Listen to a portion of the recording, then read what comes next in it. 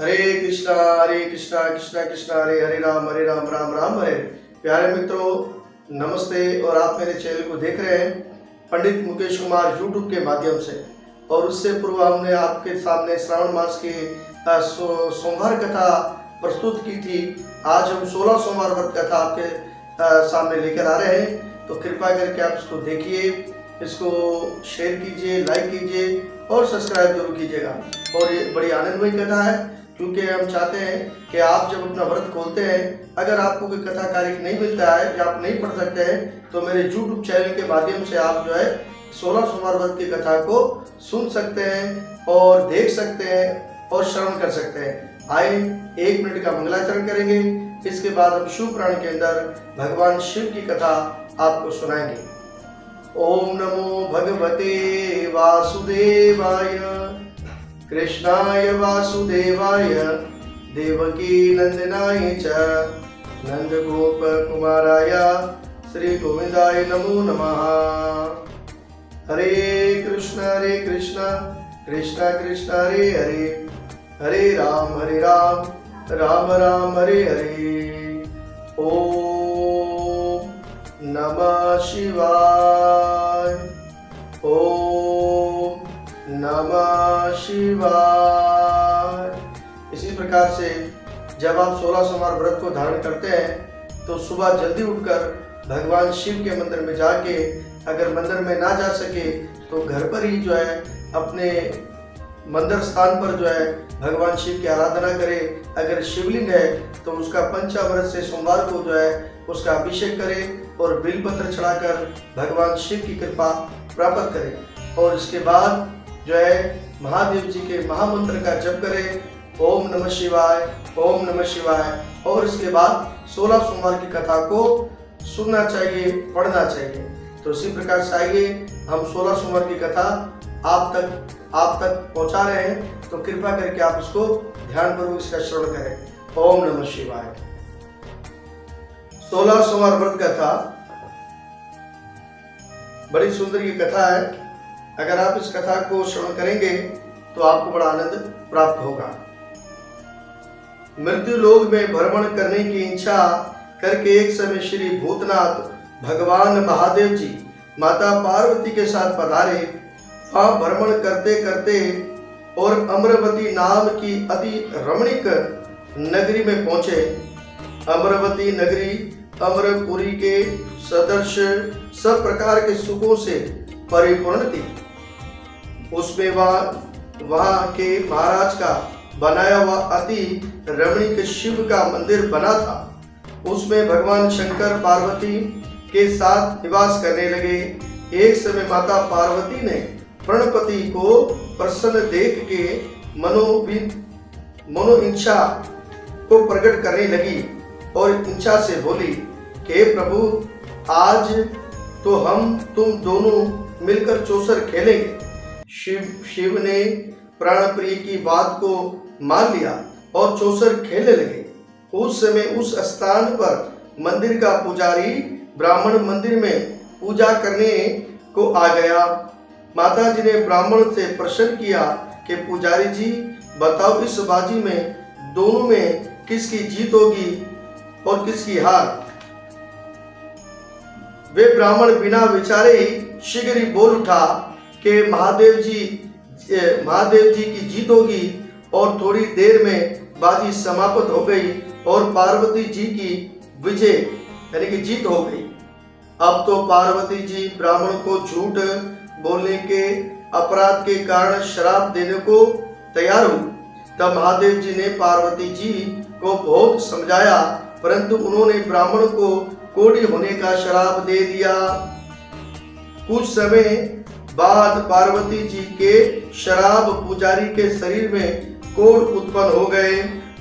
उस कारण पुजारी अनेक प्रकार से दुखी रहने लगा।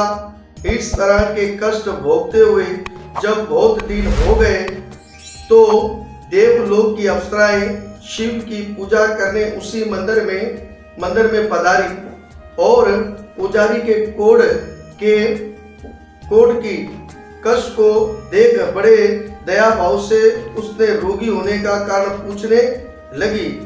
पुजारी ने निसंकोच सब बातें उससे कह दी।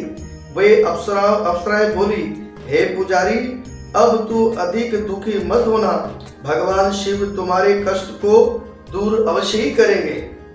तुम सब बातों में श्रेष्ठ षोडश यानी 16 सोमवार का व्रत भक्ति भाव से किया करो। पुजारी अप्सराओं से हाथ जोड़कर विनय भाव से 16 सोमवार व्रत की विधि पूछने लगा। अप्सराएं बोली कि जिस दिन सोमवार हो उस दिन भक्ति के साथ व्रत करे, स्वस्थ वस्त्र को धारण करे, आधा सेर गेहूं का आटा लेवे, उसके 3 अंग बनावे और घी गुड़ दीप निवेद्य और बेलपत्र जनोई जोड़ा चंदन अक्षत पुष्प आदि के द्वारा प्रदोष काल में भगवान शंकर का विधि से पूजन करे। इसके बाद अंगों में से एक शिव को अर्पण करें और बाकी 2 शिव की प्रसादी समझकर उपस्थित जनों में बांट दें और आप भी प्रसाद पावे। इस विधि से 16 सोमवार व्रत करें। इसके बाद 17वें सोमवार के दिन पाव सेर पवित्र गेहूं के आटे की बाटी बनावे, अपनी हैसियत के मुताबिक घी और गुड़ मिलाकर चूरमा बनावे और शिव का भोग लगाकर उपस्थित भक्तों में बांटे और पीछे आप सकुटुंब प्रसादी ले लें तो भगवान शिव की कृपा से उसके मनोरथ पूर्ण हो जाते हैं। ऐसा कहकर अप्सराएं स्वर्ग को चली गई। ब्राह्मण के मन में इच्छा प्रकट हो गई कि मैं भी भगवान शिव का 16 सोमवार व्रत धारण करूंगा और यथा विधि 16 सोमवार व्रत किया तथा भगवान शिव की कृपा से वो रोग मुक्त हो गया, आनंद से रहने लगा। कुछ दिन बाद जब फिर शिव और पार्वती इसी मंदिर में पधारे तब ब्राह्मणों को निरोग देख पार्वती जी ने ब्राह्मण से रोग मुक्त होने का कारण पूछा तो ब्राह्मण ने 16 सोमवार व्रत की कथा के सुनाई। तब तो पार्वती जी ने अति प्रसन्न हो ब्राह्मण से व्रत की विधि पूछने लगी। व्रत करने को तैयार हुई। तब व्रत करने के बाद उनकी मनोकामना पूर्ण हुई तथा उनके रूठे पुत्र स्वामी कार्तिकेय ऋषि स्वयं माता के आज्ञाकारी हुए, परंतु कार्तिकेय ऋषि जी को अपने ये विचार परिवर्तन का रहस्य जानने की इच्छा प्रकट हुई और माता से बोले कि हे माता जी, आपने ऐसा कौन सा उपाय किया जिससे मेरे मन आपकी ओर आकर्षित हुआ। तब पार्वती जी ने वही 16 सोमवार व्रत कथा उनको सुनाई। स्वामी कार्तिकेय जी बोले कि इस व्रत को मैं भी करूंगा क्योंकि प्रिय मित्र ब्राह्मण बहुत दुखी दिल से प्रदेश गया है। उससे कहा कि इस व्रत को मैं भी धारण करूंगा क्योंकि मेरा जो दोस्त है वो प्रदेश चला गया है, अभी तक लौटा नहीं है। तो कार्तिक ऋषि ने भी इस व्रत को किया। हमें इससे मिलने की बहुत इच्छा है। कार्तिक जी ने भी इस व्रत को किया और उनका प्रिय मित्र उसे मिल गया। मित्र ने इस मिलन का भेद कार्तिक ऋषि से पूछा तो वे बोले कि मित्र, हमने तुम्हारे मिलने की इच्छा करके 16 सोमवार व्रत को धारण किया था। अब तो ब्राह्मण मित्र को भी अपने विवाह की बड़ी इच्छा हुई। कार्तिक ऋषि से व्रत की विधि पूछी और यथा विधि व्रत किया। व्रत के प्रभाव से जब वे किसी कार्यवश विदेश को गया तो वह एक राजा की लड़की का स्वयंवर था, यानी कि शादी थी। राजा ने प्रण किया था कि जिस राजकुमार के गले में सब प्रकार की श्रृंग रीति हथनी वरमाला डालेगी वे उसी से उसके साथ अपनी प्यारी पुत्री का विवाह कर देगा। शिव की कृपा से ब्राह्मण भी स्वयंवर देखने की इच्छा से राजसभा में एक और बैठ गया। नित्य समय पर हथनी आ गई और उसने जयमाला उस ब्राह्मण के गले में डाल दी। राजा की प्रतिज्ञा के अनुसार बड़ी धूमधाम से कन्या का विवाह उस ब्राह्मण के साथ कर दिया गया। ब्राह्मण को बहुत सा धन और सामान देकर संतोष किया गया। ब्राह्मण सुंदर राजकन्या पाकर सुख से जीवन व्यतीत करने लगा।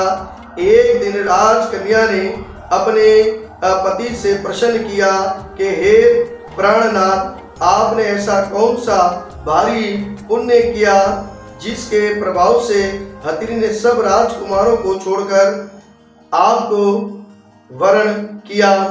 ब्राह्मण बोला कि प्राण प्रिय, मैंने अपने मित्र कार्तिकेय के कहने के अनुसार 16 सोमवार व्रत किया था, जिसके प्रभाव से मुझे तुम जैसी स्वरूपवान पत्नी की प्राप्ति हुई है।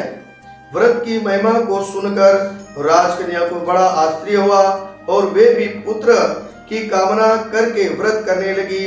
शिव की दया से उसके गर्भ से एक अति सुंदर सुशील धर्मात्मा और विद्वान पुत्र उत्पन्न हुआ। माता पिता दोनों उस देवपुत्र को पाकर अति प्रसन्न हुए और उसका लालन पालन भली प्रकार से करने लगे। जब पुत्र समझदार हुआ तो एक दिन अपने माता से प्रश्न किया कि हे माँ, तुमने कौन सा व्रत एवं तप किया जो मेरे जैसा पुत्र तुम्हारे गर्भ से उत्पन्न हुआ। माता ने पुत्र का प्रलय मनोरथ जान करके अपने किए हुए 16 सोमवार व्रत को विधि के सहित पुत्र को बता दिया। पुत्र ने ऐसा सरल व्रत को और सब तरह से मनोरथ पूर्ण करने वाला सुना तो वे भी इस व्रत को राजाधिकार पाने की इच्छा से हर सोमवार को यथाविधि व्रत करने लगा। उसी समय एक देश के बूढ़े राजा के दूतों ने आकर उसको राजकन्या के लिए वर्ण कर लिया। राजा ने अपनी पुत्री का विवाह ऐसे सर्वगुण संपन्न ब्राह्मण युक्त के साथ करके बड़ा सुख प्राप्त किया और बूढ़े राजा के देवगत हो जाने पर ही इस ब्राह्मण को गद्दी पर बिठा दिया गया, क्योंकि देवगत राजा का कोई पुत्र ना था। राजा का अधिकारी होकर भी वे ब्राह्मण पुत्र अपने 16 सोमवार के व्रत को करता रहता और एक ही जप करता, ओम नमः शिवाय, ओम नमः शिवाय, हरे हरे बोले नमः शिवाय। तो इसी प्रकार से 16 सोमवार उसने व्रत को पूरे किए और जब 17वां सोमवार आया तो उसने तो प्रिय पुत्र ने अपनी पत्नी से सब पूजन सामग्री लेकर शिव पूजा के लिए शिवालय में चलने को कहा। अब 17वां सोमवार आया तो उसने अपनी पत्नी को कहा कि भाई सारी सामग्री, सारी पूजा की जितनी भी सामग्री है वो मंदिर में लेकर आ जाना, मैं मंदिर को जा रहा हूँ। परंतु उसकी पत्नी ने उसकी आज्ञा की परवाह ना की और दास दासियों द्वारा सब सामग्रियां शिवालय भिजवा दी और आप नहीं गए। जब राजा ने शिव का पूजन समाप्त किया तब एक आकाशवाणी राजा के प्रति हुई, क्योंकि बिना स्त्री के राजा ने पूजा को संपन्न किया। तो भगवान शिव उससे रूठ गए और आकाशवाणी हुई। राजा ने सुना कि हे राजन, अपनी इस रानी को राजमहल से निकाल दो, नहीं तो तेरा सर्वनाश कर दूंगा। आकाशवाणी को सुनकर राजा के आश्चर्य का ठिकाना नहीं रहा और तत्काल ही उसने मंत्री गृह में आकर अपने सारे सेवकों को बुलाकर पूछने लगा कि मंत्रियों, मुझे आज भगवान शिव की वाणी हुई है कि राजा तू अपनी इस रानी को निकाल दे, नहीं तो ये तेरा सर्वनाश कर देगी। राजसभा के जो मंत्री आदि सब बड़े विषबत और दुख में पड़ गए और जिस कन्या के कारण राजा को राज मिला था, राजा उसी कन्या को निकालने का षड्यंत्र रचा रहा है और दुखी हृदय भाग्य को। और इसी प्रकार से राजा ने अपने वहां से अपनी पत्नी को महल से निकाल दिया और कहा कि तुम जाओ, अगर तुम महल में रहोगी तो महल के अंदर और पूरी मेरी जितनी जो सल्तनत है और जितनी राजधानी है, सारे के सारे लोग जो है वो तबाह और बर्बाद हो जाएंगे। इसी प्रकार से तुम मेरे महल को छोड़ दो। तो उसी प्रकार से वो अपने भाग्यों को देखती हुई और महल से निकल पड़ी। रानी अपने महल से चल पड़ी और बिना चप्पल पहने फटे पुराने वस्त्र को भूखी प्यासी और धीरे धीरे चल रही थी। नगर में पहुंची तो वहां एक बुढ़िया सूत सूत काट रही थी और बेचने को जाती थी। रानी की करुणा दिशा देखकर वे बोली, चल तू मेरा सूत बिकवा दे। मैं बूढ़ी हूँ और भाव नहीं जानती। और ऐसी बात बुढ़िया की सुन रानी ने बुढ़िया के सिर से सूत की गठड़ी उतार कर अपने सिर पर रख ली। थोड़ी देर बाद आंधी आ गई और बुढ़िया का सूत पोटली के सहित उड़ गया। बेचारी बुढ़िया पछताती रह गई और रानी को अपने साथ से दूर करने को कह दिया। तब रानी एक तेली के घर गई तो तेली के सारे मटके शिव के प्रकोप से कारण उसी समय टूट गए। ऐसी दिशा देख तेली ने रानी को अपने घर से निकाल दिया। उस प्रकार रानी अत्यंत दुखी पाती हुई एक नदी के तट पर गई तो नदी का समस्त जल सूख गया। इसके बाद रानी एक वन में गई तो वहां जाकर सरोवर में सीढ़ी से उतरकर पानी पीने गई तो उसके हाथ का जल में स्पर्श होते ही सरोवर का नील कमल का जो जल था वो सारा असंख्य कीड़े मई गंदा हो गया। रानी ने भाग्य पर दोष धारण करते हुए उसी जल को पीकर अपनी शीतल को दूर किया। वे किसी पेड़ की शीतल छाया पर जाती तो उसके पत्ते भी नीचे गिर जाते। इस पेड़ के पत्ते तत्काल ही गिर जाते। वन सरोवर जल की ऐसी दिशा देखकर गऊ चराने वालों ने अपने गुरु जी से, जो उस जंगल में अस्थिल मंदिर में रहते थे, पुजारी थे, और कही और सुनाई कि गुरुदेव आदेश अनुसार गवाले रानी को पकड़कर गुरु के पास ले गए। रानी की मुख कांति और शरीर शोभा देख गोसाई गुरु जो थे जान गए कि ये अवश्य ही कोई विधि की गति की मारी है, कुलनी स्त्री है। ऐसा सोचकर पुजारी जी ने रानी से कहा कि हे पुत्री, मैं तुमको अपनी पुत्री के समान रखूंगा। तुम मेरे आश्रम में ही रहो, मैं तुमको किसी प्रकार का कष्ट नहीं दूंगा। गुरु के ऐसे वचन सुनकर रानी को धीरज हुआ और वह आश्रम में रहने लगी। परंतु आश्रम में रानी जो भोजन बनाती उसमें कीड़े पड़ जाते, जल भर के लाती उसमें कीड़े पड़ जाते। अब तो गुरु जी नहीं दुखी हुए और रानी से बोले कि बेटी, तुम्हारे ऊपर कौन से देवता का श्राप है जिससे तुम्हारी ऐसी दिशा हुई है। पुजारी की बात सुन रानी ने शिव भगवान के पूजन का तिरस्कार करने की कथा सुनाई तो पुजारी शिव महाराज की अनेक प्रकार से स्तुति करते हुए रानी से बोले कि देवी, तुम सब मनोरथों को पूर्ण करने वाले 16 सोमवार व्रत को करो, जिसके प्रभाव से अपने कष्ट से मुक्ति को प्राप्त कर सकती हो। गुरु की बात सुनकर रानी ने 16 सोमवार व्रत को विधिगत संपन्न किया और इसी प्रकार से रानी ने जो है उसी आश्रम के अंदर 16 सोमवार व्रत को किए। और जब आखिरी सोमवार आया, 17वां सोमवार को पूजन के प्रभाव से राजा के हृदय में विचार उत्पन्न हुआ कि रानी को गए बहुत समय व्यतीत हो गए हैं, ना जाने कहाँ भटकती होगी, ढूंढना चाहिए। ये सोच रानी को तत्काल तलाश करने के लिए चारों दिशाओं में दूत भेजे। वे दूत रानी को देखते हुए पुजारी के आश्रम में जा पहुंचे। वह रानी को पाकर पुजारी से रानी को मांगने लगे, परंतु पुजारी ने इनसे मना कर दिया तो दूत चुपचाप लौट गए। आकर महाराज के सम्मुख रानी का पता बतलाया। रानी का पता पाकर राजा स्वयं पुजारी के आश्रम में गए और पुजारी से प्रार्थना करने लगे कि महाराज, ये देवी जो आपके आश्रम में रहती है वे मेरी पत्नी है। शिव के शराब से मैंने इनका परित्याग कर दिया था। अब इस पर से शिव का क्रोध शांत हो गया है, इसलिए मैं इन्हें लेने आया हूँ। आप इनको मेरे साथ जाने की आज्ञा दीजिए। पुजारी जी ने राजा के वचन को सत्य समझकर रानी को राजा के साथ जाने की आज्ञा दे दी। गुरु की आज्ञा पाकर रानी प्रसन्न होकर राजा के साथ महल में आ गई।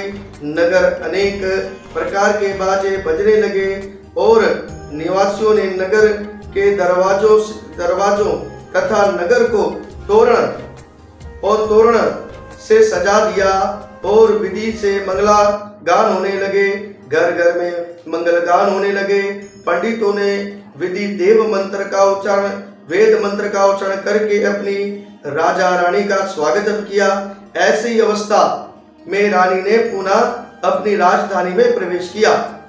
महाराज ने अनेक तरह से ब्राह्मणों को दान आदि देकर संतोष किया और गरीबों को धन धान्य दिया। नगरी में स्थान स्थान पर सदा व्रत खुलवाए गए, जहाँ भूखों लोगों को भोजन मिला करता था। इस प्रकार से राजा शिव की कृपा का पात्र राजधानी में रानी के साथ अनेक तरह के सुखों का भोग करते सोमवार व्रत करने लगा और विधि वक्त शिव पूजन करते हुए इस लोक में अनेक लोगों को सुखों को भोगने के पश्चात शिवपुरी को सिधारे। ऐसे जो मनुष्य मनसा वाचा कर्मणा द्वारा भक्ति सहित 16 सोमवार का व्रत पूजन और इत्यादि विधि वक्त करता है, वे इस लोक में समस्त सुखों को भोगकर अंत में भगवान शिव के धाम को प्राप्त होता है और सारी मनोरथों को पूरा करता है। तो इसी प्रकार से प्यारे मित्रों, ये 16 सोमवार व्रत की कथा थी जो बहुत सरल थी और जिसको सुनकर आप अपने व्रत को भी खोल सकते हैं। तो इससे पूर्व हमने सोमवार की कथा रखी थी, अब 16 सोमवार की कथा आपके सामने रखी है। तो कृपा करके इसको आप पूरी देखिएगा, आपको बड़ा आनंद मिलेगा। और 16 सोमवार व्रत में जो है आप इसी कथा को सुने और पढ़े और अपने व्रत का पालन करें और इस वीडियो को ज्यादा शेयर करें अपने परिवार में, मित्रों में, और जो भी सनातन धर्म से जुड़े हुए उन तक आप इस 16 सोमवार की कथा को जरूर पहुंचाएं, जिसमें भगवान शिव आप पे कृपा करेंगे, आप और आपके परिवार पर। इसको लाइक करें, शेयर करें और सब्सक्राइब करना ना भूलिएगा। जय श्री राम। ओम नमः शिवाय।